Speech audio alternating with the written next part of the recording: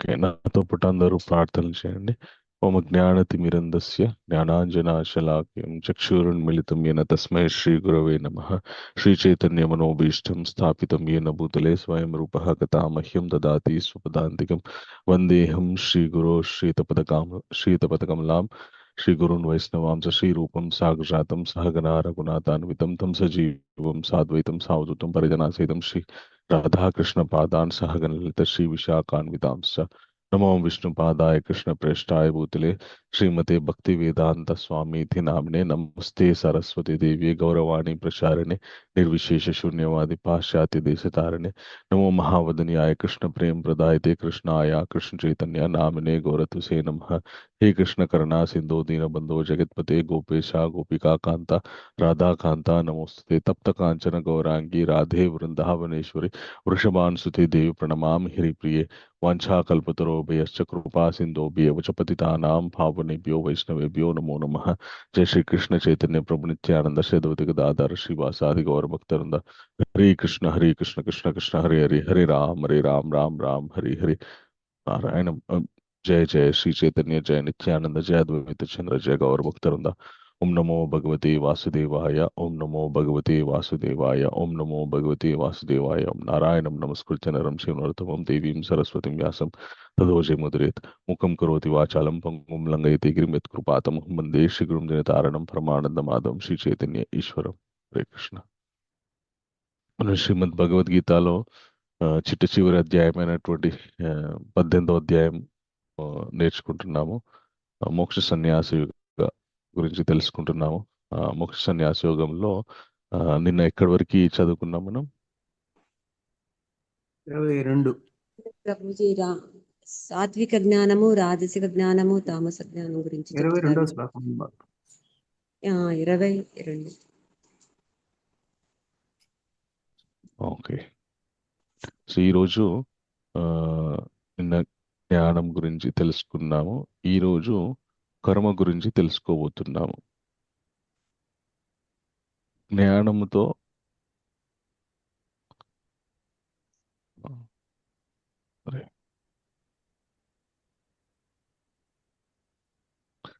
ఈ 18వ అధ్యాయం ఏదైతే ఉందో భగవంతుడు మళ్ళీ ఒకసారి అర్జునుడికి అన్ని విషయాల్ని సమరైజ్ చేసి చెప్తాడనమాట. సారాన్ని మళ్ళీ బోధిస్తూ అతి ముఖ్యమైనటువంటి కొన్ని విషయాల్ని జోడిస్తూ చెప్తారనమాట. ఓకే. సో ఆ క్రమంలో నిన్న జ్ఞానం 3 రకాలుగా జ్ఞానం త్రిగుణాలతో ఉన్నప్పుడు జ్ఞానం ఎలా ఉంటుంది అనేటటువంటి విషయాన్ని తెలుసుకున్నామంటే సాత్విక జ్ఞానం, రాజసిక జ్ఞానం, తామసిక జ్ఞానం అంటే ఏంటి అని తెలుసుకున్నాము. ఈరోజు కొనసాగింపుగా మిగతా విషయాలు తెలుసుకుందాం. నాతో పాటు అందరూ చెప్పండి. నియతం సంగ్రహితం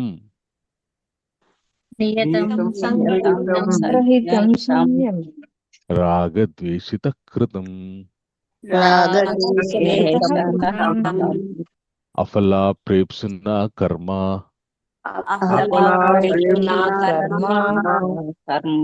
ఎత్తత్ సాత్వికముచ్యతే.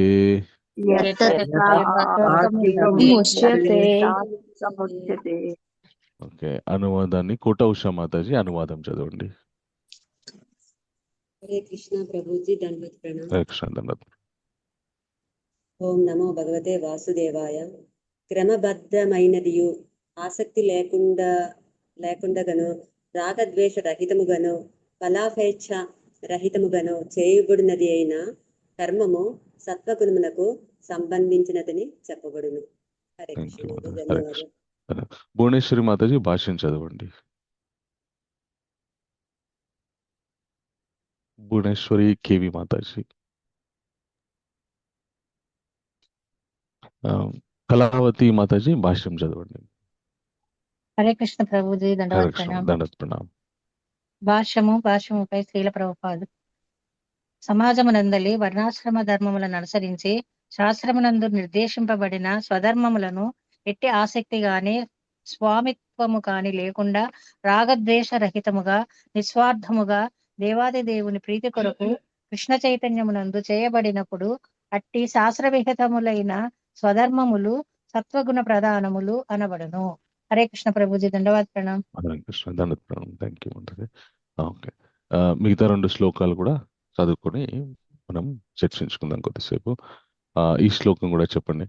యత్తు కామేప్సున కర్మ యత్తు కామేప్సునా కర్మ సాహంకారేణ పునః సాహంకారేణ వా పునః క్రియతే బహుళాయాసం క్రియతే బహుళాయాసం బహుళాయాసం తద్రాజసం ఉదాహృతం. తద్రాజసముదాహృతం. ఆ, పావనికి మాతాజీ అనువాదం చదవండి. హరే కృష్ణ, ప్రణాం ప్రభు. దండత్ ప్రణామం హరే మాతాజీ. కృష్ణ. అనువాదంలో శ్రీల ప్రభుపాద. కానీ కోరికలను పూరించుకొనవలెనని భావించు వానిచే అహంకార భావనతోడను అధిక ప్రయాసతోడను చేయబడు కర్మ రజోగుణములకు సంబంధించినదని చెప్పబడను. హరే కృష్ణ ప్రభు. Hare Krishna, thank you. తర్వాత శ్లోకం కూడా చూద్దాం. ఆ, అనుబంధం క్షయం హింసాం అనుబంధం క్షయం హింసాం అనాపేక్షా చ పౌరుషం అనాపేక్ష చ పౌరుషం మోహాద్ ఆరభ్యతే కర్మ మోహాదారభ్యతే కర్మ యత్తత్ తామసముచ్యతే. యతత్ తామసముచ్యతే. లక్ష్మి మాతాజీ అనువాదం చదవండి. హరే కృష్ణ ప్రభు. హరే కృష్ణ, దండత్ ప్రణామం. అనువాదం జయ శ్రీల ప్రభాత్. శాస్త్ర నిర్దేశములను నిరసించి భవిష్యత్ బంధమును గాని పరహింసను గాని పర దుఃఖమును గాని లెక్క చేయక భ్రాంతియందు అనర్చబడు కర్మము తమో గుణమునకు సంబంధించినదని చెప్పబడును. హరే కృష్ణ ప్రభు. Thank you. Hare Krishna, thank you. Shripadma మాతాజీ భాష్యం చదవండి. హరే కృష్ణ ప్రభుజీ, దండవత్ ప్రణామం. హరే కృష్ణ. మానవుడు తాను చేయు కర్మల వివరమును ప్రభుత్వమునకు గాని యమదూతలనబడు దేవాది దేవుని ప్రతినిధులకు గాని జవాబు చెప్పుకోవలసి వచ్చును. బాధ్యతారహితముగా చేయబడు కర్మ సర్వదా శాస్త్ర దేశములైన ధర్మ సిద్ధాంతములకు విరుద్ధముగా నుండును కనుక వినాశకరములుగా పరిణమించును. అట్టి బాధ్యతారహితమైన కర్మలు సదా హింసతో కూడి ఇతర జీవులకు హానిని కలిగించును. స్వానుభవముపై ఆధారపడి అట్టి బాధ్యతారహితమైన కర్మ చేయబడును. మరియు అవి అన్నియు భ్రాంతితో కూడి ఉన్నట్టివే. భ్రాంతిపూరితమైన ఇట్టి కర్మ తమో గుణమునకు సంబంధించినదిగా చెప్పబడును. ధన్యవాదములు. థ్యాంక్ యూ మాతాజీ. హరే కృష్ణ. ముఖం కరోతి వాచాలం పంగుం లంఘయతే గిరిం యత్కృపాతం వందే శ్రీగురుం దినధారణం పరమానందమాధవం శ్రీ చైతన్య ఈశ్వరం. హరే కృష్ణ. భగవంతుడు భగవద్గీతలో కర్మ గురించి విస్తారంగా వివరించారు. మనకి 2వ అధ్యాయంలో మొదలు పెట్టుకొని కర్మని ఏ విధంగా నిస్వార్థంగా చేయాలి, కర్మని ఏ వాధికారస్తి మా ఫలేషు కదాచన మా కర్మ ఫలహితుర్భు మాతే సంగోస్త్వ కర్మని చెయ్యాలి. కానీ ఆ కర్మ యొక్క ఫలితములు ఏదైతే ఉన్నాయో వాటిని ఆశించకూడదు, వాటిని ఆశించకుండా మన కర్తవ్యాన్ని నిర్వర్తించాలి అని 2వ అధ్యాయంలో కర్మ గురించి మొదలుపెట్టి, ఆ తర్వాత 3వ అధ్యాయంలో కర్మయోగంలో మనుష్య జన్మ ఎత్తిన తర్వాత, మనుష్య జన్మ కావచ్చు, దేవతా జన్మ కావచ్చు, ఎత్తిన తర్వాత భగవంతుడు వాళ్ళకి ఏ కర్మలు నిర్దేశించాడు, ఆయా కర్మల్ని ఏ విధంగా చెయ్యాలి అనేటటువంటి విషయాల్ని కర్మయోగంలో చాలా విస్తారంగా వివరించారు. కర్మయోగ ప్రకారం మనుష్య జీవనం కొనసాగడానికి కొన్ని నిర్దేశించబడినటువంటి కర్మలని ఆచరించాలి. అవి ఆచరిస్తుంటే మన యొక్క జీవనం సాఫీగా కొనసాగుతుంది. అవి నిర్దేశించేటప్పుడు ఏ విధమైనటువంటి భావనతో చేస్తే ఏ విధమైనటువంటి ఫలితం కలుగుతుంది అనేటటువంటి విషయాన్ని చెప్పారు. తర్వాత 4వ అధ్యాయంలో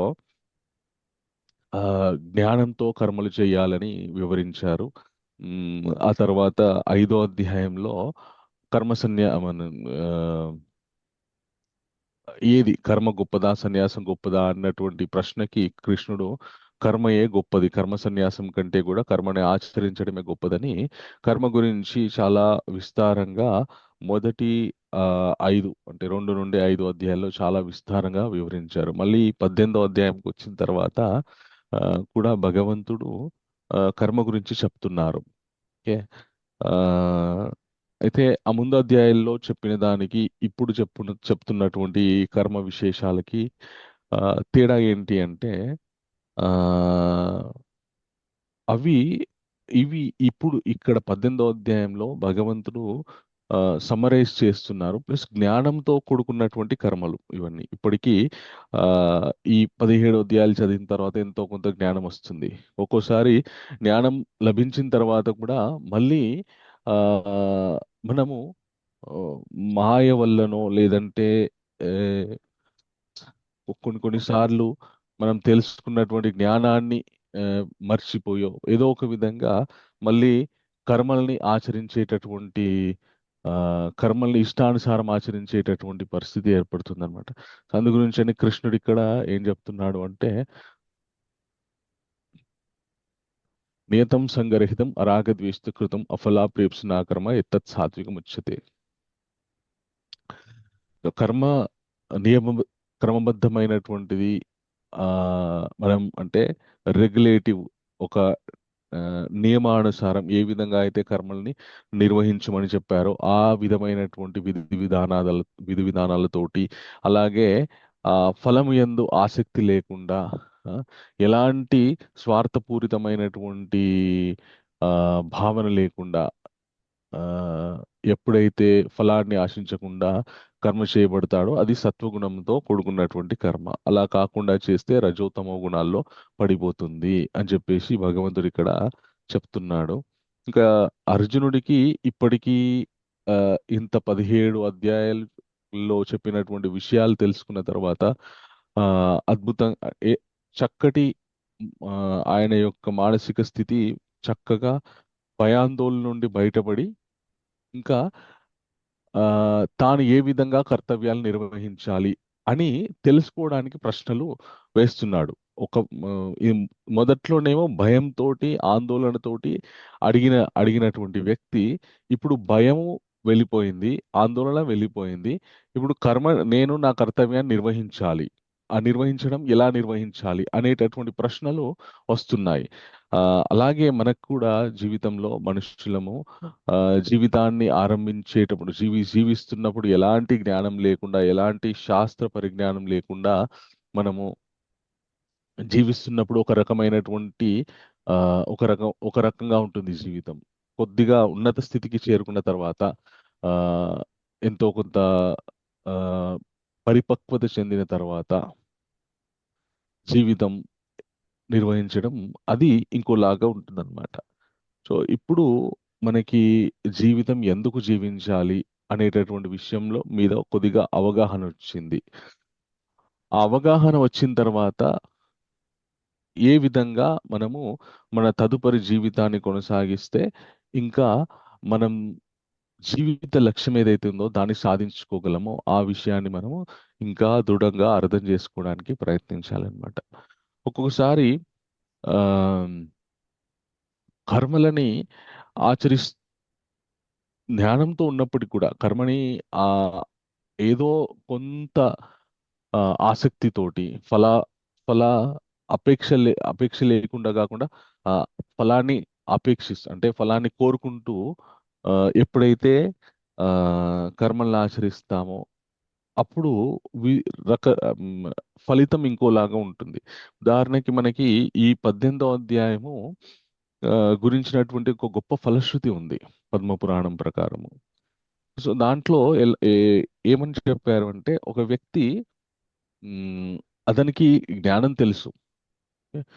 ఆ, ఎంతో కొంత జ్ఞానాన్ని సంపాదించాడు, కానీ పూర్తిగా అర్థం చేసుకోలేదు. పూర్తిగా ఆ ఏమంటారు, పూర్తిగా తన మనుష్య జీవిత లక్ష్యం వైపు తీసుకెళ్లేటంతటి అంతటి జ్ఞానాన్ని సముపార్జించలేదు. ఓకే. ఒక వ్యక్తి ఏమో అతను ఆ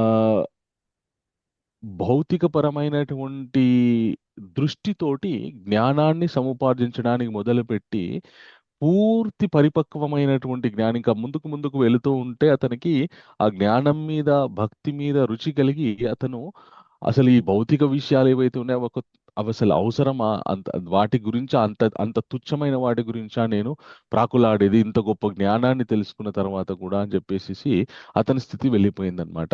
ఈ 18వ అధ్యాయానికి ఉన్నటువంటి ఫలశ్రుతి ఎలా ఉంటుంది అంటే, ఆ, ఒకసారి స్వర్గంలో నందనవనంలో ఆ, గొప్ప సభ జరుగుతుంది అనమాట. ఆ సభకి దేవతలు అందరూ వస్తారు, దిక్పాలకులు దేవతలు అందరూ వస్తారు. ఇంద్రుడు ఆ, వజ్రాల రత్నాలతో ఆ, అమర్చబడినటువంటి గొప్ప సింహాసనం మీద కూర్చుంటాడు. కూర్చొని అందరినీ ఆ, ఆయన ముందు అప్సరసలు వాళ్ళంతా కూడా నాట్యం చేస్తూ ఉంటే అదంతా వీక్షిస్తూ ఉంటాడు. హఠాత్తుగా ఏం జరుగుతుందంటే అక్కడికి ఒక దివ్య విమానం వస్తుంది. ఆ విమానం రాగానే ఆ విమానంలో అద్భుతమైనటువంటి తేజస్సుతో ఉన్నటువంటి ఒక వ్యక్తి బయటకు వస్తాడు. ఆ వ్యక్తి ఎప్పుడైతే బయటకు రాగానే ఎవరో వెనకాల నుండి లాగిపెట్టి తన్నినట్టు ఇంద్రుడు తన సింహాసనం నుండి ఎగిరిపోయి పడిపోతాడనమాట. పడిపోగానే ఆయనకి ఇంద్రుడికి భయం వేస్తుంది. ఏంటి ఇంత హఠాత్ పరిణామం ఏంటి, నన్ను ఎవరో తన్నేసినట్టు ఇక్కడొచ్చి పడిపోయాను. సాక్షాత్ స్వర్గాన్ని పరిపాలించేటటువంటి ఇంద్రస్థానంలో ఉన్నటువంటి నా పరిస్థితి ఏంటి ఇలా అయిపోయింది అని చెప్పేసి ఆయన ఉమ్, ఆలోచిస్తాడు. ఆలోచిస్తున్న ఆలోచిస్తాడు. ఈ లోపు ఆ దివ్య విమానంలో అద్భుతమైనటువంటి తేజస్సుతో కూడుకున్నటువంటి ఒక వ్యక్తి ఆ కిందికి దిగుతాడు. దిగి ఆయన ఇంద్రుడి సింహాసనం మీద కూర్చుంటాడు. ఇంద్రుడు అంతా ఆశ్చర్యంగా చూస్తుంటాడు అనమాట. ఇంకా మిగతా వాళ్ళంతా కూడా అతన్ని స్తుతిస్తూ ఉంటారనమాట. ఇంద్రుడికి చాలా ఆ ఆ, ఆశ్చర్యం కలుగుతుంది. ఏంటి అసలు ఇంద్ర పదవిని అధిరోహించాలి అంటే ఎంతో పుణ్యం చేసుకొని ఉండాలి. ఆ 100 యజ్ఞాలు చేస్తే ఇంద్ర పదవి వస్తుందన్నమాట. ఆ అలాగే ఇంకా గొప్ప గొప్ప పుణ్యకర్మలు ఆచరిస్తే ఇంద్ర పదవి వస్తుంది. నేను నా క్రితం జీవితంలో, క్రితం జన్మలో నేను ఎన్నో పుణ్యాలను ఆచరించిన తర్వాత నాకు ఈ జన్మలో ఇంద్ర పదవి లభించింది. ఇతను ఏ పుణ్యాలు చేశాడు హఠాత్తుగా అంటే, నా యొక్క పదవీ కాలం అయిపోకముందే, నేను పడిపోకముందే ఇంకొక వ్యక్తిని అర్థాంతరంగా తీసుకొచ్చి పెట్టడానికి కారణం ఏంటి, ఈయన ఎంత గొప్ప పుణ్యాలు చేశాడు అని తెలుసుకోవడానికి ఇంద్రుడు ప్రయత్నం చేస్తూ ఉంటాడనమాట. ఈయన ఏమన్నా గొప్ప గొప్ప ఆ మన అన్నదానాలు, జలదానాలు, యజ్ఞాలు ఇవన్నీ చేశాడా అని చెప్పేసి తెలుసుకోవడానికి ప్రయత్నం చేస్తుంటే ఆయన జీవితంలో అలాంటి పుణ్యాలు చేసినట్టు ఏం కనపడదు. సాదాసీదా జీవనం గడిపినట్టే కనిపిస్తుంది. మరి ఏం చేసి ఈయన ఇంత ఈ స్థితికి వచ్చాడు అని ప్రయత్నం చేస్తూ ఉంటే నారదుల వారు కలుస్తారనమాట. కలవగానే అడుగుతారు వారిని, ఏమైంది, ఈయన ఏం పుణ్యాలు చేశాడని ఈయనకి ఇంత పదవిని ఇచ్చారు, నన్ను పదవిలోని తీసేసి ఈయనకి ఇచ్చారు ఈ పదవిని అని అడుగుతాడు. అడగానే చెప్తాడనమాట నారదుడు. ఇతను ప్రతిరోజు క్రమం తప్పకుండా శ్రీమద్ భగవద్గీతలోని 18వ అధ్యాయంలో ఒక 5 శ్లోకాలు చదువుతూ ఉండేవాడు అని చెప్తాడనమాట ఇంద్రుడికి. చెప్పగానే ఓ సింతేనా, ఈ మాత్రం దానికే ఈయనకి ఇంత స్వర్గాన్ని పరిపాలించేటటువంటి పదవి లభించిందా అని చెప్పేసి ఇంద్రుడు తాను కూడా ఒక భూలోకానికి వచ్చి ఒక సద్బ్రాహ్మణుని ఆశ్రయించి, ఈయన కూడా ఒక బ్రాహ్మణ వేషం వేసుకొని సద్బ్రాహ్మణుని ఆశ్రయించి ఆ 18వ అధ్యాయాన్ని నేర్చుకోవడానికి, ఉపదేశం పొంది నేర్చుకోవడానికి ఆ బ్రాహ్మణుడి దగ్గరకి వెళ్తాడు. వెళ్ళగానే ఆ బ్రాహ్మణుడి దగ్గర ఉపదేశం తీసుకుంటాడు. పారాయణ చేస్తూ ఉంటాడు. ఆ 18వ అధ్యాయం యొక్క సారాన్ని అర్థం చేసుకుంటాడు. చివరికి మొత్తం 18వ అధ్యాయాన్ని ఆయన కంఠస్థం చేసేస్తాడు. ఆ శ్లోకాలు కంఠస్థం చేయడంతో పాటు ఆ శ్లోకంలో ఉన్నటువంటి అంతరార్థం ఏదైతే ఉందో దాన్ని కూడా చక్కగా అర్థం చేసుకుంటాడు అనమాట. చేసుకున్న తర్వాత ఆ ఇంద్రుడి యొక్క పరిస్థితి ఎలా మారిపోతుందంటే, అతన్ని మళ్ళీ అడుగుతారు, మరి మీరు స్వర్గలోకానికి వెళ్తారా, మీరు చేసుకున్నటువంటి 18వ అధ్యాయాన్ని రోజు పారాయణ చేయడం వల్ల మీకు లభించినటువంటి పుణ్యానుసారం మీకు మళ్ళీ స్వర్గాన్ని అధిరోహించేటటువంటి అవకాశం వచ్చింది అని అంటారనమాట. అనగానే అప్పుడు ఇంద్రుడు ఏమంటాడంటే, అది కూడా ఒక పదవేనా, స్వర్గలోకం అనేటువంటిది అది కూడా ఒక స్థాయినా, ఛీ, అది నాకు అవసరం లేదు. నాకు శాశ్వత్ భగవత్ సాన్నిధ్యం కావాలి. నాకు సాలోక్య భగవత్ సాలోక్యాన్ని పొందాలి నేను. అసలు వైకుంఠాది లోకాలతోటి పోల్చుకుంటే ఆ స్వర్గం యొక్క భోగాలు, స్వర్గం యొక్క పదవి, స్వర్గంలో పరిపాలించడం అనేది అసలు ఎందుకు పనికిరాని ఒక తుచ్చమైనటువంటి పదవి అది. నాకు ఆ స్వర్గలోక భోగాలు, స్వర్గ పదవి, ఇంద్ర పదవి అనేటువంటిది నాకు అవసరం లేదు. నేను శాశ్వతంగా వైకుంఠ లోకానికి వెళ్ళి ఆ స్వామిని సేవించుకుంటాను. అందులోనే ఆ ఆత్మానందం ఉంది, అందులోనే తృప్తి ఉంది, అందులోనే శ్రేయస్సు ఉంది. ఈ స్వర్గలోకాది పదవులు ఏవైతే ఉన్నాయో అవి కొద్ది కాలం ఉండి మళ్ళీ పడిపోతాయి. ఆ మాత్రం దానికి ఏదో మానవ లోకం కంటే, మానవ ఆయుష్ కంటే అది కొద్దిగా దీర్ఘ ఆయుష్. అంత మాత్రానికి ఆ అది పెద్ద ఆ పదవి అదేమన్నా, అది కేవలం బంగారు పంజరం లాంటిది, కానీ పంజరమే. సో అలాంటిది నాకు అవసరం లేదు అని చెప్పేసి ఆయన వైకుంఠ లోకానికి వెళ్ళడానికి ఇష్టపడతాడు. వైకుంఠ లోక ప్రాప్తి కలుగుతుంది. అక్కడ ఆయన అనుభవిస్తున్నటువంటి ఏ, ఆనందాన్ని స్వర్గం స్వర్గంలో అనుభవించేటటువంటి ఆనందాన్ని పోలిస్తే స్వర్గంలో అనుభవించేటటువంటి ఆనందం ఈ అసలు ఆయనకు ఒక ఆనందం లాగానే అనిపించదు, అదొక శిక్ష లాగానే అనిపిస్తుంది అనమాట. ఇద్దరు వ్యక్తులు ఒక కర్మని ఆచరించారు. ఒక వ్యక్తికి స్వర్గలోక ప్రాప్తి కలిగింది, దాంతో ఆయన తృప్తి చెందాడు. అదే కర్మ ఒక వ్యక్తి ఆచరించాడు, ఆయనకి ఆ పదవి పొందినప్పటికీ కూడా దాంట్లో ఉన్నటువంటి ఆ ప్రమాదం ఏంటో గోచరించింది. ఇది ఎలా సంభవమైంది? ఒకే కర్మ ఇద్దరు ఆచరించినప్పుడు ఇద్దరు ఒకే ఫలితంతో తృప్తి చెందాలి. కానీ ఒకరు ఒక ఫలితంతో తృప్తి చెందారు, అదే ఫలితం ఇంకొక వ్యక్తికి ఇస్తే ఆయన దాంతో తృప్తి చెందలేదు. ఆయన దానికంటే అతీతమైనటువంటి విషయం గురించి ప్రయత్నం చేశాడు. కానీ ఈ మొదటి వ్యక్తికి దక్కినటువంటి పదవి ఇవేవైతే ఉన్నాయో అవి ఆయనకి రుచించలేదు. కారణం ఏంటి? ప్రశ్న అర్థమైందా మీకు? హరే కృష్ణ. ఎస్ ప్రభుజీ. మళ్ళీ చెప్పండి ప్రభుజీ. అయితే ఇద్దరు, ఇంద్రుడు అలాగే కొత్తగా ఇంద్ర పదవిని అధిరోహించినటువంటి వ్యక్తి, ఇద్దరు కూడా శ్రీమద్ భగవద్గీతలోని 18వ అధ్యాయాన్ని పారాయణ చేశారు. ఓకే, ఒక వ్యక్తి ఆ పారాయణ చేసిన ఫలితంగా ఇంద్ర పదవి లభిస్తే తృప్తి చెందాడు. ఇంకో వ్యక్తి ఇంద్ర పదవి లభిస్తే ఆయనకి అది అది సంతోషాన్ని ఇచ్చే పదవిగా కనిపించలేదు. ఆయనకి దానికంటే అతీతమైనటువంటి వైకుంఠ లోక ప్రాప్తి ఏదైతే ఉందో అది సంతోషంగా అనిపించింది, అది ఆనందాన్ని ఇస్తుంది అని అనిపించింది. అది తెలుసుకోగలిగాడు ఆయన. ఆయనకి అవగాహన బాగా కలిగింది ప్రభుజీ. సాత్విక జ్ఞానం ప్రభుజీ. మొదటి వ్యక్తి ఏమో రజోగుణం అని అనుకోవచ్చు, చేసిన దానికి ఫలితం వచ్చింది కదా అని ఆనందపడిపోయాడు. అదే ఇప్పుడు ఎవరైతే పడిపోయారో ఇంకా ఎక్కువ భక్తి శ్రద్ధలతో చేశారు కాబట్టి సత్వగుణంలో కర్మ చేసినట్టు ఫీల్ అయ్యారు. హరే కృష్ణ గారు. సో ఇద్దరు ఒకే కర్మని ఆచరించి చెప్పండి ఇప్పుడు. అదే ప్రభుజీ, ఇద్దరు చేసిన కర్మ ఒకటేని, కానీ ఈయన సెంటర్ లో చేసుకున్నారు, ఆయన దేవాది దేవుడి సెంటర్ లో చేశారు. Very good, very good. అయితే మనము జ్ఞానాన్ని తెలుసుకుంటున్నప్పుడు, భక్తిని సాధన చేస్తున్నప్పుడు క్రమక్రమంగా మన యొక్క రుచి అనేటువంటిది ఈ భౌతిక పరమైనటువంటి విషయాల నుండి ఆధ్యాత్మిక పరమైనటువంటి విషయాల వైపు ప్రయాణించాలి. వాటి మీద మనకి రుచి కలిగే విధంగా ఉండాలి మన సాధన. సో భక్తిలో ముందుకెళ్ళడము, సాధనలో ఇంకా ముందుకెళ్ళడము అంటే దాని అర్థాలు ఏంటంటే అందరికంటే ఎక్కువ చదవడం, అందరికంటే ఎక్కువ మాలలు జపం చేయడము.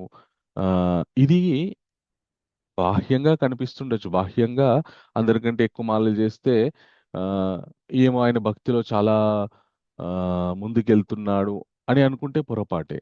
కానీ ఎక్కువ మాలలు చేసినా తక్కువ మాలలు చేసినా ఆయనకి ఎంత రుచితో చేస్తున్నాడు, ఎంత ఆసక్తితో చేస్తున్నాడు ఆ భగవన్ నామం మీద, ఆ భగవద్ భక్తి ఎంత ఏమంటారు అటాచ్మెంట్ తోని భగవద్భక్తి మీద, భగవత్ సేవ మీద ఎంత ఆసక్తితో చేస్తున్నాడు. ఇది బయట కనబడదు, ఇది లోపల ఉంటుంది. ఓకే, ఆ లోపల ఉన్నటువంటి భావన ఏదైతే ఉందో, ఇప్పుడు చాలా మంది మీరు చూస్తుంటే గుళ్ళోకి వెళ్ళినప్పుడు ఆ భగవంతుణ్ణి ఆరాధిస్తూ ఉంటారు. ధూప దీప నైవేద్యం పుష్పగంధ ఇవన్నిటిని షోడశోపచారాలు పెట్టి భగవంతుణ్ణి ఆరాధిస్తూ ఉంటారు చాలా మంది. ఓకే, ఆ అయితే భక్తి సాధన చేసేవాడు కూడా అవే పనులు చేస్తాడు. నిజంగా ఆధ్యాత్మిక జ్ఞానాన్ని తెలుసుకున్నటువంటి వాడు ల్- అసలు ఏమాత్రం ఎక్కువ ఆధ్యాత్మిక జ్ఞానం లేనటువంటి వాడు, ఇద్దరు కూడా ఒకే విధమైనటువంటి పనులను చేస్తారు. కానీ వాళ్ళకి మనస్సులో ఆ పనులు చేసేటప్పుడు వాళ్ళకి మనస్సులో ఉన్నటువంటి భావన ఏదైతే ఉందో దాన్ని బట్టి వాళ్ళ యొక్క స్థితి నిర్దేశించబడుతుంది.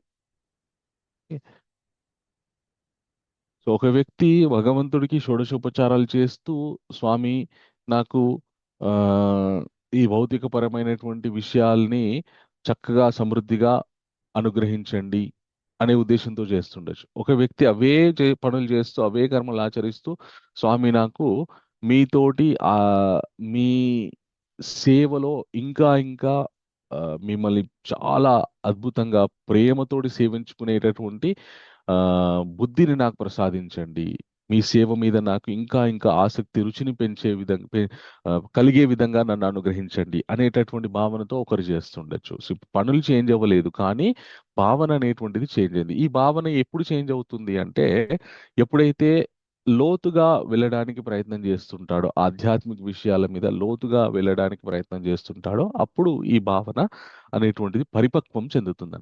ఇప్పుడు ఈ 18వ అధ్యాయం ఫలశ్రుతిలో కూడా మొట్టమొదటి వ్యక్తి ఆయన 18వ అధ్యాయాన్ని ఆశ్రయించి పారాయణ చేశాడు, కానీ ఆయన లోతుగా అర్థం చేసుకోలేకపోయాడు. కేవలం ఎంతో కొంత చదివినా కూడా భగవంతుడు దాన్ని అనుగ్రహిస్తాడు, కానీ ఆ అనుగ్రహము ఎక్కడి వరకు అంటే ఒక పరిమితి ఉంటుంది. తనకున్నటువంటి మానసిక పరిపక్వత బట్టి అనుగ్రహం అనేటువంటిది ఉంటుంది. ఇంద్రుడు చాలా లోతుగా చదవడానికి ప్రయత్నం చేసి చాలా లోతుగా అర్థం చేసుకున్నాడు. చేసుకున్న తర్వాత ఆయనకి అది కూడా భౌతికమైనటువంటిదే, కొంతకాలం అయిన తర్వాత అది కూడా ఆ కాలగర్భంలో కలిసిపోతుంది, కాబట్టి నాకు అది అవసరం లేదు అని చెప్పేసి ఇంద్రుడు కోరుకుంటాడు అన్నాడు. శ్రీమద్ భాగవతంలో ప్రహ్లాద మహారాజు నరసింహస్వామి ఆవిర్భావం జరిగిన తర్వాత ఒక అద్భుతమైనటువంటి విషయాన్ని చెప్తాడు అనమాట. తస్మాదమోహ అహమాశిషోజ్ఞ ఆయుశ్రీయా విభవాం అనింద్రియం అవిరించయాత్ నేచ్ఛామితే ఉలూలితాన్ ఉరువిక్రమేణ కాలోత్మన మాం నిజభృత్వ పార్శ్వం అని చెప్తాడనమాట. ఓ స్వామి నరసింహ, ఈ ఆయుష్, మన తేజస్సు, భోగభాగ్యాలు, పదవులు ఇవన్నీ చీమ నుండి మొదలుకొని బ్రహ్మ వరకు ఏవెవరైతే అనుభవిస్తున్నారో అవి నాకు అవసరం లేదు. నాకు అవి చాలా అసౌకర్యంగా కనిపిస్తున్నాయి. అవి నేను అనుభవించాలని నేను కోరుకోవట్లేదు. ఎందుకంటే కాలగర్భంలో అవన్నీ చీమ నుండి బ్రహ్మ వరకు ఎవరెవరైతే ఏ ఏ భోగాలను అనుభవిస్తున్నారో కాలగర్భంలో అవన్నీ కూడా వ్యర్థంలో అయిపోతే అవన్నీ సత్ఫలితాలను ఇవ్వవు. నేను మాత్రం అవి కోరుకోవట్లేదు. నేను ఏం కోరుకుంటున్నానంటే నిజభృత్వ పార్శ్యం. ఎవరైతే మీ యొక్క శుద్ధ భక్తులు ఉన్నారో వాళ్ళ యొక్క సాంగత్యాన్ని మాత్రమే కోరుకుంటున్నాను. ఈ బ్రహ్మ కూడా అనుభవించే సుఖాలు నాకు అవసరం లేదు. ఎంతో దీర్ఘాయుష్ ఉంటుంది బ్రహ్మకి మనతో పోల్చుకుంటే. ఆయన అనుభవించే ఆనందం వేరు. మనందరినీ సృష్టించేది ఆయన, మన తలరాతలు రాసేది ఆయన. అంటే ఆయనకి మనందరి మీద కమాండ్ ఉంటుంది ఒక విధంగా చెప్పాలంటే. సో అంత కమాండింగ్ పొజిషన్లో ఉన్నటువంటి వ్యక్తి అనుభవించేటటువంటి సుఖాన్ని కూడా నేను కోరుకోవట్లేదు. ఎందుకంటే కాలగర్భంలో అది కూడా కలిసిపోతుంది. శాశ్వతమైనటువంటిది ఏది అంటే నిజభృత్వ పార్శ్వం. మీ యొక్క భక్తుల యొక్క సాంగత్యం, శుద్ధ భక్తుల యొక్క సాంగత్యం ఏదైతే ఉందో అదే శాశ్వతమైనది, అదే శాశ్వతమైనటువంటి సత్ఫలితాలను ఇస్తుంది. కాబట్టి నాకు అది మాత్రమే మీరు అనుగ్రహించండి, ఇంకా వేరే ఏం అవసరం లేదని చెప్పేసి ప్రహ్లాద్ మహారాజు కోరుకుంటాడనమాట. సో జ్ఞానం, భక్తి జ్ఞానాల్లో లోతుగా వెళ్ళి అర్థం చేసుకున్నటువంటి వాటి యొక్క పరమార్థాన్ని అర్థం చేసుకున్నటువంటి వ్యక్తి యొక్క ఫలితం, వ్యక్తి యొక్క మానసిక స్థితి ఆ విధంగా ఉంటుందన్నమాట. సో ఇక్కడ కృష్ణుడు కూడా అర్జునుడికి ఆ పూర్తి అవగాహనతోటి కర్మని ఆచరించే ముందు పరిపూర్ణమైనటువంటి అవగాహనతోటి ఆచరించమని చెప్తున్నాడు. పరిపూర్ణమైనటువంటి అవగాహనతోటి ఆచరిస్తే ఏ విధమైనటువంటి ఫలితాలు ఇస్తాయి, మిశ్రమమైనటువంటి అవగాహనతోని ఆచరిస్తే ఏ విధమైనటువంటి ఫలితాలు ఇస్తాయి, అసలు ఎలాంటి అవగాహన లేకుండా కర్మలను ఆచరిస్తే ఏ విధమైనటువంటి ఫలితాలను ఇస్తాయి అనేటటువంటి విషయాన్ని కృష్ణుడు ఇక్కడ చెప్పాడు. ఈ విషయాలు చెప్పే ముందే కృష్ణుడు ఒక ఎక్స్పెక్టేషన్ సెట్ చేశాడు ఈ అధ్యాయంలో. యస్య నాహంకృతో భావో బుద్ధిర్యస్య నిలిప్పితే హత్వాపి సైమల్లోక నా హంతి నా నిబధ్యతే అని చెప్పాడు. మనం చదువుకున్నామా ఈ శ్లోకం? హరే కృష్ణ, హరే కృష్ణ. ఎంతమంది గుర్తుంది ఈ శ్లోకం?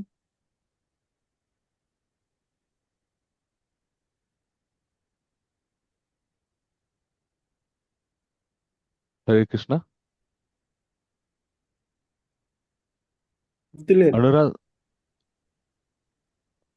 అనురాధ మాతాజీ హ్యాండ్ రేస్ చేశారు. ఈ శ్లోకం గుర్తుందా? ఈ అధ్యాయంలో ఈ శ్లోకాల కంటే, ఇప్పుడు ఈరోజు చదువుకున్న శ్లోకాల కంటే ముందొచ్చినటువంటి శ్లోకం గుర్తుందా?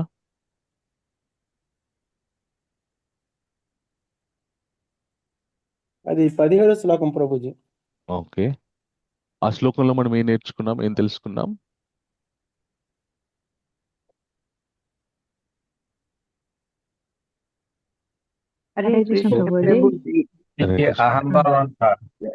ప్రతికూలమైన సంఘటనలు జరుగుతున్నప్పుడు కూడా ఆత్మజ్ఞాని 5 అంశములను మాత్రమే చూస్తారు. ఆత్మజ్ఞాని అతీతమైన స్థితిలో ఉంటారు. మనం పనులు చేసేటప్పుడు నేను కాదు ఈ పని చేసేది, భగవంతుడు ఒకడున్నాడు, అతనికి నేను జవాబు చెప్పాలి అనే భావంతో పనులు చెయ్యాలి. సుఖము వస్తే నా గొప్పతనమని, దుఃఖం వస్తే భగవంతుడు చేశాడని మనుషులు తలుస్తారు. ఆ విధంగా తలవటం అవివేకం అని చెప్పారు మా ప్రభుజీ. థ్యాంక్ యూ మాతాజీ, గుర్తు చేసి thank you very much. So కర్మలను ఆచరించేటప్పుడు ఒకవేళ నువ్వు అర్జున ఇక్కడ యుద్ధంలో ఎవరినైనా చంపినా కూడా నువ్వు చేస్తున్నావు, నేను చేస్తున్నాను, నా ఏమంటారు స్వార్థం గురించి వీళ్ళని చంపుతున్నాను అనే భావనతో కాకుండా పరమార్థం, నేను భగవంతుడు చెప్పాడు కాబట్టి చేస్తున్నాను అనేటటువంటి భావనతోటి నువ్వు కర్మను ఆచరిస్తే, ఒకవేళ అది హింస అయినా కూడా, ఒక వ్యక్తిని సంహరించినప్పటికీ కూడా ఆ పాపం నీకు అంటదని చెప్పేసి అర్జునుడికి చెప్పాడనమాట. సో ఇప్పుడు అది ఘోరమైనటువంటి ఉగ్రమైనటువంటి కర్మ, ఒక వ్యక్తిని చంపడం అనేటువంటిది. ఓకే, కానీ అదే కర్మ నిర్వహించేటప్పుడు ఏ విధమైనటువంటి భావనతో చేస్తే ఆ యొక్క కర్మబంధనాల్లో చిక్కుకోకుండా కర్మబంధనాల నుండి విముక్తుడవుతాడో అర్జునుడికి వివరించాడు కృష్ణుడు. ఈ రోజు శ్లోకంతో మనము ఈరోజు శ్లోకాన్ని పరిశీలిస్తే గనక సత్వగుణంలో చేసేటటువంటి కర్మ ఏదైతే ఉందో అది ఆ భగవంతుడు ఇంతకుముందు ఏదైతే ఎక్స్పెక్టేషన్ సెట్ చేశాడో, అంటే నాయన ఎలాంటి స్వార్థ చింతన లేకుండా నువ్వు కర్మను ఆచరించాలి అనేటటువంటి విషయాన్ని అక్కడ ఎక్స్పెక్టేషన్ సెట్ చేశాడు. ఇక్కడ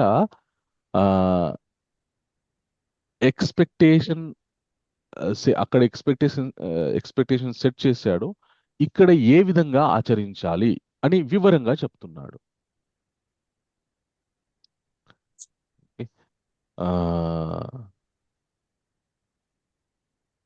ఓకే, సో ఇక్కడ నాయన నీకు ఇంతకు ముందు ఏం చెప్పాను, నిస్వార్థంగా ఆచరించాలని చెప్పాడు. ఒకవేళ నిస్వార్థంగా ఆచరిస్తున్నాను నిస్వార్థంగా ఆచరించాలి అంటే ఈ విషయాలు పరిశీలనలోకి తీసుకోవాలి. నేను కర్మను ఆచరిస్తున్నాను కానీ నిస్వార్థంగా ఆచరిస్తున్నానా లేదంటే స్వార్థంగా ఆచరిస్తున్నానా అనేటటువంటి విషయాన్ని ఎలా తెలుసుకోవాలి? అది నియమబద్ధమైనటువంటి కర్మనా కాదా ఫస్ట్ అది పరిశీలించుకొని ఆ కర్మని ఆచరించడానికి పూనుకోవాలి. ఆ తర్వాత దాని మీద నేను తీవ్రమైనటువంటి ఆసక్తితోటి చేస్తున్నానా, దాని మీద ఏదో స్వలాభాన్ని ఆలోచిస్తూ ఆకాంక్షిస్తూ చేస్తున్నానా, ఏదో ఒక రాగం ద్వేషము అంటే ఇప్పుడు అక్కడ ఉన్నటువంటి వాళ్ళు ఎవరైతే ఉన్నారో వాళ్ళ మీద నేను ఈ యుద్ధంలో కొందరు నాకు ఇష్టం కాబట్టి నేను వాళ్ళ మీదకి యుద్ధానికి వెళ్ళను, కొందరు నాకు ఇష్టం లేదు కాబట్టి నేను వాళ్ళ మీదకి యుద్ధానికి వెళ్తాను అనేటటువంటి రాగద్వేషాలతోటి కాకుండా యుద్ధము అధర్మం వైపు ఎవరెవరైతే ఉన్నారో వాళ్ళందరినీ కూడా నేను సంహరించాలి. భీష్ముడు ద్రోణుడు అంటే అర్జునుడికి చాలా చాలా ఇష్టము, గౌరవము. ఆటోమేటిక్గా వాళ్ళ మీద రాగం వెళ్తుంది. అంటే అయ్యో వీళ్ళు ఇంత గొప్ప వాళ్ళే, వీళ్ళు నా వాళ్ళే, నా తాతగారే, ఆయన మీదకి నేను ఎలా బాణాన్ని సంధించాలి, తప్పు కదా అనేటటువంటి భావన వస్తుంది. దుర్యోధనుడు పరమ దుర్మార్గుడు, ఎప్పుడు ఇబ్బందులు పెట్టాడు, వాడిని చూస్తేనే ద్వేషం కలుగుతుంది. అలాగా రాగము ద్వేషములు ఈ రెండిటికి లోనవ్వకుండా ఇప్పుడు భీష్ముడు ద్రోణుడు దుర్యోధనుడు ముగ్గురు ఒకే వైపు ఉన్నారు, అధర్మం వైపు ఉన్నారు. ఓకే, సో వాళ్ళ మీద ఉన్నటువంటి ఆప్యాయతల్ని గుర్తు తెచ్చుకోకుండా వీళ్ళు అధర్మం వైపు ఉన్నారు, భగవంతుడు అధర్మాన్ని నిర్మూలించాలనేటటువంటి విషయాన్ని చెప్పాడు కాబట్టి నేను ఆ కర్మని ఆచరిస్తాను అనే ఉద్దేశంతో కర్మని ఆచరించాలి, యుద్ధాన్ని చెయ్యాలి. అండ్ ఆచరించిన తర్వాత ఇంకా నేను ఈ ఫలితాల్ని అనుభవించాలి అనే కోరిక కూడా ఉండకుండా ఆచరించాలి. అప్పుడు అది ఉత్తమ ఫలితాలను ఇస్తుంది. అలా కాకుండా కోరికతోటి నేనే చేస్తున్నాను అనే భావనతోటి ఓకే ఆచరిస్తే మాత్రం అది రజోగుణంతో కూడుకున్నటువంటిది అయిపోతుంది. అలాగే ఎలాంటి సత్ఫలితాలను ఇవ్వదు అని చెప్పేసి మనం అర్థం చేసుకోవాలి. అయితే ఇక్కడ ఈ సందర్భంలో మనం దీన్ని ఏ విధంగా స్వీకరించాలి? మన జీవితంలో కూడా మనం ఎప్పుడైతే జీవితాన్ని కొనసాగిస్తూ ఉన్నామో ఆటోమేటిక్గా మనకు తెలియకుండానే మన దేహ బంధువుల మీద ఆ రాగం అనేటువంటిది పెరుగుతుంది. సో మన దేహ బంధువులు కానటువంటి వాళ్ళ మీద మనకి ఆటోమేటిక్గా పెద్దగా ఏం ప్రేమ, అనురాగం, ఆప్యాయత ఇలాంటి అటాచ్మెంట్స్ ఏమి ఉండవు. ఓకే, సో ఏదైనా పని చేస్తున్నప్పుడు మన దేహ బంధువులు ఏదైనా తప్పు చేసినప్పుడు మనం కొన్ని సందర్భాల్లో వాళ్ళు తప్పు చేసినా కూడా వాళ్ళ మీద ఉన్నటువంటి ప్రేమానురాగ వల్ల ఆ తప్పుని మనము ఎత్తి చూపించకుండా దాన్ని సమర్థించడానికి మనం ప్రయత్నం చేస్తూ ఉంటాం. దానివల్ల వాళ్ళని మనము తప్పులో పడేసిన వాళ్ళం అవుతాం, అలాగే మనం కూడా తప్పు చేసిన వాళ్ళం అవుతాం. అయితే ఒక జ్ఞాని ఏ విధంగా ప్రవర్తించాలి అలాంటి సందర్భాల్లో? ఓకే, దేహబంధు అయినప్పటికీ కూడా మనము సాధ్యమైనంత వరకు తప్పు చేసినప్పుడు దాన్ని ఎత్తి చూపించి, అంటే ఏ విధంగా అయితే చూపిస్తే వాళ్ళు నొచ్చుకోరో ఆ విధంగా అయితే చూపించి ఇది ఇలా చేయాల్సింది కాదు, ఇది ఇలా చేయాలి, ఇలా చేస్తే బాగుంటుంది, ఇలా చేస్తే అది అధర్మం అవుతుంది అని చెప్పడానికి ఎప్పుడైతే మనం ప్రయత్నం చేస్తామో, చేసి వాళ్ళ లోపల ఎంతో కొంత మార్పు తీసుకొచ్చి తప్పులు చేయకుండా వాళ్ళని మనం తీర్చిదిద్దుతామో అప్పుడు వాళ్ళ యొక్క ఉద్ధరణ జరుగుతుంది, అలాగే మనల్ని మనం కూడా ఉద్ధరించుకున్న వాళ్ళం అవుతాం. ఎందుకంటే అది ఎప్పుడు జరుగుతుందంటే వాళ్ళ మీద అటాచ్మెంట్ లేనప్పుడే జరుగుతుంది అనమాట. ఒక బయట వ్యక్తి ఉన్నాడు అనుకోండి, తప్పు చేయగానే వెంటనే అరిచేస్తాం, ఇదేంటి ఇట్లా చేసావు అట్లా చేసావు అని చెప్పేసి. అది తప్పు చేయకుండా కొన్ని సార్లు మనము ఏలెత్తి చూపిస్తాం, దాంట్లో తప్పులు వెతికి పట్టుకొని నువ్వు ఈ తప్పు చేసావు ఆ తప్పు చేసావు అని చెప్తుండ్రు. అదే మన సొంత వాళ్ళైతే అంత తొందరగా చెప్పం. ఓకే, సో అది ఎందుకు అంటే అటాచ్మెంట్, ఇక్కడ అటాచ్మెంట్ ఉంది, అక్కడ అటాచ్మెంట్ లేదు. ఎప్పుడైతే మనుష్యుడు ఈ భగవద్భక్తి, భగవద్ జ్ఞానాన్ని తెలుసుకుంటాడో ఆయన ఒక అద్భుతమైనటువంటి స్థితికి చేరుకుంటాడనమాట. ఎవరిని నొప్పించకుండా తాను ధర్మాన్నే పాటిస్తాడు. ఒకవేళ ఎవరైనా నొచ్చుకున్నా కూడా వాళ్ళకి ఆ వాళ్ళు మెచ్చుకునే విధంగా ఈయన సమాధానాన్ని చెప్తాడు. ఇది ఎందుకు చేయాల్సి వచ్చింది, ఎలా చేయాల్సి వచ్చింది, దీంట్లో ఏది ధర్మము అనేటటువంటి విషయాల్ని చెప్పే స్థాయికి వెళ్తాడనమాట. అప్పుడు ఆయనకి కర్మలు చేయడం అనేటువంటిది చాలా సులభమైపోతుంది. నార్మల్గా పూర్తి అవగాహన లేనప్పుడు, అంటే మనుష్య జీవితం యొక్క లక్ష్యం మీద పూర్తి అవగాహన లేనప్పుడు కర్మల్ని ఆచరించామనుకోండి, ఎవరైనా మనల్ని అడిగితే మనము ఆ సరిగ్గా వాళ్ళు సమాధాన పడే విధంగా సమాధానాన్ని మనం ఇవ్వలేము. ఇలా చెప్పారండి అందుకే చేస్తున్నాము అనేటటువంటి విషయాన్ని చెప్తాం. కానీ పూర్తి అవగాహనతోటి ఉన్నామనుకోండి జీవిత లక్ష్యం మీద, మనము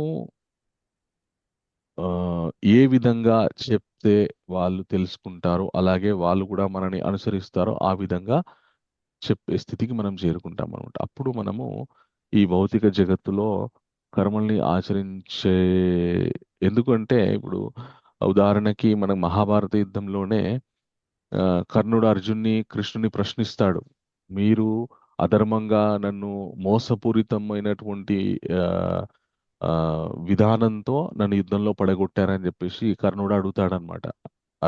అర్జున్ని కృష్ణుని ప్రశ్నిస్తాడు. అప్పుడు కర్ణుడికి కృష్ణుడు సమాధానం చెప్తాడు, అప్ప ఇప్పుడు నీకు ధర్మం గుర్తొచ్చిందా, ఇంత పూర్వం ఏమైంది నీకు, నువ్వు చేయడం వల్లనే కదా ఇంత దారుణమైనటువంటి స్థితి ఏర్పడ్డది ఇక్కడ. ఇప్పుడు ఒక విధంగా చెప్పాలి అంటే కర్ణుణ్ణి ఒక మోసపూరితమైనటువంటి ప్రణాళిక ద్వారా పడగొట్టడం జరిగింది యుద్ధంలో. ఆయన చాలా శక్తివంతుడు, ఆయన ఎదుర్కోవడం చాలా కష్టం. కాబట్టి ఎంత శక్తివంతుడైనప్పటికీ కూడా ఆయన్ని శక్తి తగ్గిపోవడానికి ఆయన్ని ప్రతినిత్యం కూడా మాటలతోటి హింసిస్తూ ఉంటే నిరుత్సాహపడిపోయి సరిగ్గా ప్రదర్శించడు యుద్ధంలో. దానివల్ల ఆయన సరిగ్గా ప్రదర్శించకపోవడం అనేటటువంటి విషయాన్ని మనము అవకాశంగా తీసుకొని మనము ఆయన పడగొట్టేయచ్చు అనేటటువంటి ఒక ప్రణాళికతోని శల్యుణ్ణి పెట్టి కర్ణుణ్ణి అదే పనిగా దెప్పి పొడవడము, తిట్టడము, నిందించడము, తప్పుల్ని ఎత్తి చూపించడము చేయడం వల్ల ఆయన కర్ణుడు నిరుత్సాహపడిపోయి ఆయన మీదికి బాణాలు సంధించడం, ఆయన రథం పడిపోయినప్పుడు ఆయన మీదికి బాణాలు వేయడం, ఇదంతా జరిగిందనమాట. ఇప్పుడు అది ఒక విధంగా చెప్పాలి అంటే యుద్ధంలో గెలవాలి అనేటటువంటి కాంక్షతోటి, కోరికతోటి చేశాడు అర్జునుడు. ఓకే, అప్పుడు కర్ణుడు అడుగుతాడు, ఎందుకు నన్ను ఇట్లా నయవంచన చేయాల్సినటువంటి అవసరం ఏంటి, ఇది అధర్మం కాదా అని ప్రశ్నిస్తే అప్పుడు ఆయనకి ధర్మాలు గుర్తు చేస్తారనమాట. నాయన, నువ్వేదో ఈ రోజు మమ్మల్ని ధర్మం ధర్మం అని అడుగుతున్నావు, మరి నువ్వే నీ ధర్మం ఏమైపోయింది, నువ్వు ఇంతకాలం నీ గుర్తు రాలేదా ఈ ధర్మాలన్నీ, నిండు సభలో ఒక స్త్రీని నీ మన వస్త్రాలు లాగేయడం అనేటువంటిది ఏదైతే ఉందో అది అప్పుడు నీకు ధర్మం గుర్తు రాలేదా, ఈ పాండవులని ఒక ప్రణాళిక వేసి చంపాలని దుర్యోధనాదులు ఆలోచించినప్పుడు నీకు ధర్మం గుర్తు రాలేదా, మోసపూరితమైనటువంటి జూదాన్ని నిర్వహించినప్పుడు నీకు ధర్మం గుర్తు రాలేదా, ఇప్పుడు ఏదో పెద్ద ధర్మాత్ములాగా మాట్లాడుతున్నావు అని కర్ణుడికి తాను చేసినటువంటి విషయాల్ని కూడా గుర్తు చేస్తారు. అప్పుడు ఆయన ఏం మాట్లాడలేడు ఆయన. సో అలాగా కొన్ని సార్లు మనము కోరికతోటి ఒక విజయాన్ని సాధించాలనేటటువంటి కోరికతోటి ఆంక్షతోటి చేసినప్పటికీ కూడా అది ఎందుకు చేస్తున్నాము, అది పరమార్థానికి ఆ జోడించబడిందా లేదా, పరమార్థాన్ని పొందడానికి చేస్తున్నామా లేదా అనేటటువంటి విషయం మీద ఆధారపడి ఉంటుందన్నమాట దాని యొక్క ఫలితాలు, ఆ కర్మ యొక్క ఫలితం. ఇప్పుడు అర్జునుడు మోసపూరితంగా కర్ణుడి మీద విజయాన్ని సాధించినప్పటికీ కూడా ఆయన ఎందుకు చేశాడు, పరమార్థాన్ని పొందడానికి, పరమార్థాన్ని తృప్తిపరచడానికి ఆయన చేయడం జరిగింది. కాబట్టి అది మోసపూరితమైనప్పటికీ కూడా అది ధర్మం అనేటటువంటి చట్రంలోకి ఇమిడిపోయింది. సో ఆ విధంగా ఎలా చేయగలిగాడు అంటే భగవంతుని ఆశ్రయించారు. ఇంకా ఈ అధ్యాయం 18వ అధ్యాయం క్రమక్రమంగా మనుషుణ్ణి ఎక్కడి వైపు తీసుకెళ్తుంది అంటే భగవంతుడికి పూర్తిగా శరణాగతుడవ్వడానికి మనల్ని ముందుకు నడిపిస్తుంది అనమాట. ఇప్పటి వరకు 17వ అధ్యాయం వరకు చెప్పినటువంటి విషయాలు, ఎన్నో విషయాలు చెప్పాడు, ఎన్నో ధర్మాలు చెప్పాడు భగవంతుడు. ఈ 18వ అధ్యాయంలో ఆ విషయాలకి ఒక విధంగా చెప్పాలంటే ఆ అతీతంగా ప్రవర్తించే విధంగా అర్జునుడిని ఆ తయారు చేస్తాడనమాట కృష్ణుడు. ఓకే, సో ఈరోజు చెప్పుకున్నటువంటి విషయాల్లో కర్మని ఏ విధంగా ఆచరిస్తే సత్ఫలితాలు ఇస్తుంది, ఏ విధంగా ఆచరిస్తే రజోతమో గుణ ఫలితాలను ఇస్తుంది, ఏ గుణంతో ఆచరిస్తే అది ఏ విధంగా ఆచరిస్తే అది రజో గుణంతో ఆచరించినట్టు అవుతుంది, ఏ బుద్ధితోటి ఆచరిస్తే అది తమో గుణంతో ఆచరించినట్టు అవుతుంది అనేటటువంటి విషయాల్ని కృష్ణుడు మనకి చక్కగా చెప్పారు. తర్వాత శ్లోకాలు ఏవైతే తర్వాత వచ్చే క్రమంలో వచ్చే శ్లోకాలు ఏవైతే ఉన్నాయో వాటిలో ఇంకా అద్భుతమైనటువంటి విషయాన్ని భగవంతుడు మనందరికీ చెప్పబోతున్నారు. రేపు మళ్ళీ మనము ఆ శ్లోకాల్ని తెలుసుకుందాం. సో ఈరోజు చర్చించుకున్నటువంటి విషయాలు ఏవైతే ఉన్నాయో వాటిలో ఏమన్నా డౌట్ ఉంటే అడగవచ్చు.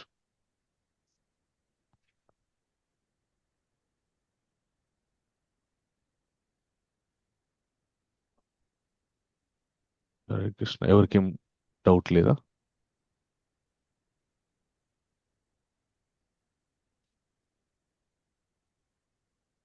హరే కృష్ణ. ఓకే, సో మళ్ళీ రేపు ఉదయం మనము 6:15కి ఒక మాల హరినామ జపంతో కలుసుకుందాం.